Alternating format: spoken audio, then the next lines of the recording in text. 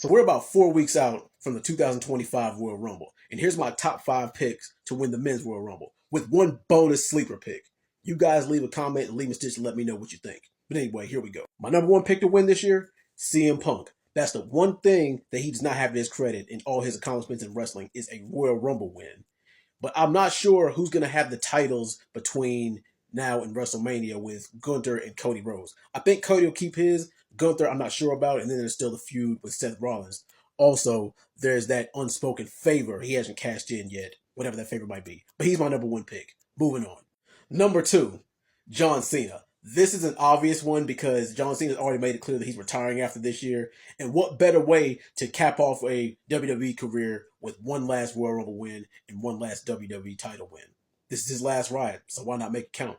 Number 3, Randy Orton. Now, this depends on if they want to turn Randy Orton heel and or if they want to have him go up against Cody, depending on if Cody retains the title or not. Because since his return, everybody has been clamoring for that legacy feud between Randy Orton and Cody Rhodes. But do you pull the trigger on it now that we're close to WrestleMania?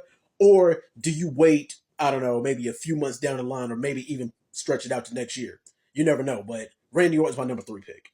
My number 4 pick to win is Roman Reigns. Now, a lot of people say at this point in his career, he doesn't really need the title, especially because he's wrapped up in the whole bloodline thing. And ironically, this is why The Rock is not one of my picks, because neither one of them really necessarily need the title. It's going to be more about who the head of the table in the Samoan family is. And also, this would depend on if The Rock were to insert himself into either the Royal Rumble or to the Elimination Chamber. Royal Rumble, I can see it. Elimination Chamber is kind of a stretch. But yeah, it's more about who the head of the table is. But still, you can't go wrong with Roman Reigns as a pick. My number 5 pick. This one might be a little bit of a stretch to y'all, but hear me out. Damian Priest. Now, I don't know if you want to pull the trigger on this now, or if you want to wait to SummerSlam 2025, which kind of would make sense for where I'm going with this. But everybody still wants to see that feud between Damian Priest and Finn Balor. Does it need a title? Not really. Would it spice things up? Hell yeah. And I say that this time that you give Damian kind of a lengthy title reign, but have him ultimately drop it to Finn Balor because Finn Balor never got his just due as a world champion. And I think that you have a heel Finn Balor go over clean against the face Damian Priest. And of course, who doesn't want a Royal Rumble win on their accolades when their career is all said and done? But yes, Damian Priest is my number 5 pick. And my bonus sleeper underdog pick for this year is Braun Breaker. Now hear me out. A lot of y'all might agree with me with this, but then there's some of you saying, well, it's too soon. He's not ready yet. I think that if you were to pull the trigger on him, you would have to put him up against John Cena. You would have John Cena win the title between now and before WrestleMania and then have him go up against Braun Breaker. I think that's one of the marquee matchups that you were going to get before the end of this year. And it's going to be a kind of passing the torch thing. And if he doesn't win this year, he's definitely a front runner for 2026, and he's damn near a guarantee for 2027. But those are my top 5 picks plus my bonus pick to win the 2025 Men's Royal Rumble. What do you guys think? Comment, leave a stitch, and let me know. Here are my top 5 picks to win the 2025 Women's Royal Rumble. Number 5, Becky Lynch. If she's not already holding a title, Becky will always be a contender to win the Rumble. This year, she could easily challenge Liv and or Rhea at WrestleMania. Number 4, Io Sky. If Rhea dethrones Liv before Mania, Rhea versus Io is the agenda, and this could be one of the best matches on the entire card. Number 3, Alexa Bliss. The idea of Liv versus Alexa at WrestleMania is super appealing, but I just don't know if she's going to return as a single star or as a member of the Wyatt Six. Number 2, Rhea Ripley. If she doesn't take the title off of Liv before Mania, Rhea could become the first ever 2-time Women's Rumble winner and finish her story at WrestleMania. And number 1, Charlotte Flair. Charlotte versus Tiffany for the WWE Women's title is the move for Mania. It just comes down to whether Charlotte's going to win the Rumble or the Chamber to get there. WWE decided that they were going to drop a banger of a poster for the Royal Rumble event. I mean, just take a look at it. It looks absolutely phenomenal. I love the whole design, the superstars, the lightning, the whole 9 yards. But there's a couple things that I want to address about this poster. The first thing is that Cody Rhodes appears on this poster most certainly giving away that he will return at the Royal Rumble. Now, I would not have included him in this poster since he most likely will be returning during the Royal Rumble match, but that's beside the point. And then the second thing that I want to talk about is that Lightning. Now, why would I want to talk about Lightning for? Well, Blue Lightning is kind of synonymous with one Dwayne The Rock Johnson. Now, there has been heavy rumors and speculation that The Rock may appear at the Royal Rumble, whether to challenge Roman Reigns at WrestleMania or to compete and possibly win this year's Royal Rumble. I do not think it was by mistake or coincidence that the WWE included this Lightning, which has been synonymous with The Rock his entire career as the most electrifying man in all of sports entertainment. But that's just rumors, speculations, it gets people talking. People like you and me want to sit on here and talk all day about Lightning in a poster, but let's speculate. Why else would they add this Lightning? I mean, it's for design, but let's be honest here. With as many rumors as there has been as The Rock returning, adding this right here just kind of seems like they're giving us a bone and we got to take it and run with it. But I want to know from you guys. Is this a big deal, or is this just a bunch of nothing? Do you think The Rock is coming back, or do you think this Lightning means nothing? Also, would you have added Cody Rhodes in this poster? I feel like I wouldn't have added him and just kept his return a surprise, but nevertheless, the poster looks absolutely incredible. I love the design, the superstars, the whole 9 yards. Like I said, let me know, is The Rock coming back? Should they have added Cody Rhodes?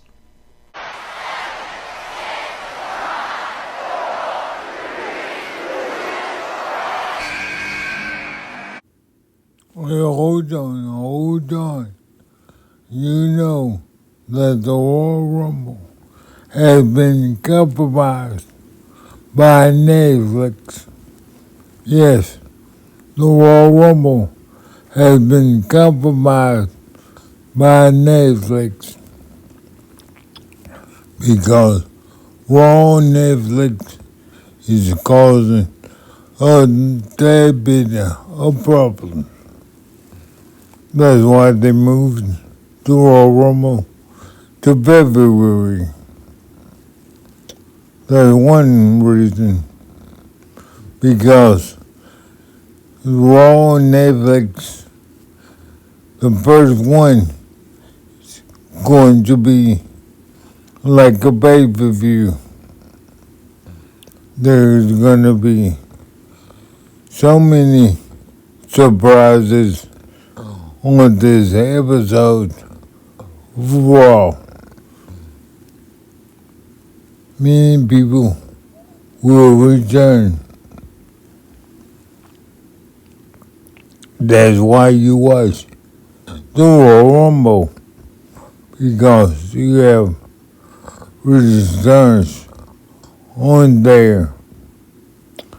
So now there will be an influx into the WWE of superstars who will come on the Raw episodes. Will tell you basically who's going to be at the Royal Rumble. And it may force the WWE to bring back Brock Lesnar at the Royal Rumble. Who knows? But because of the Raw on Netflix, that has compromised the Royal Rumble. Definitely. So with all this happening, going on right now, that's making WWE really exciting for us fans. Is great. for them, it's making things a little complicated, but they have tons of stars, tons of stars. And guess what? Some of these guys need to step up like John Cena did back in the day. Someone needs to step up because opportunity is there. Opportunity is there. So who is going to take this opportunity? Who is going to take this opportunity? I believe, I hope, I wish that almost would step up and come back and destroy because he can't physically do so. But that's my hope. To have this big challenge, getting ready for the mass destruction of the WWE. But anyway, with Raw on Netflix and the Royal Rumble both coming so close to each other this month and the next month is going to be exciting. The road to WrestleMania is going to be jam-packed. Most of them is a clear path, but not this time. It's going to be crowded. Superstar to superstar, all trying to get in that spot, the big spot. So who's gonna rise to the top? Who is going to rise to the top? Because Roman Reigns and The Rock are the two on top. But who else? Will John Cena rise? Will Cody Rhodes rise? Will Drew McIntyre rise? Will Almost rise? Will Kevin Owens rise? Who's going to rise to the top? Will Brock Lesnar rise? For the ladies, will Becky Lynch rise? Will Charlotte Flair rise? Will Rhea Ripley rise? Will someone new step up? Will someone new step up? Because this all is getting really deep. Really deep. So stand back and watch, because this is Royal Rumble. My favorite pay-per-view is going to be a little special. More than others, I hope Raw is not damaging the Royal Rumble. But we only can wait and see. We only can wait and see.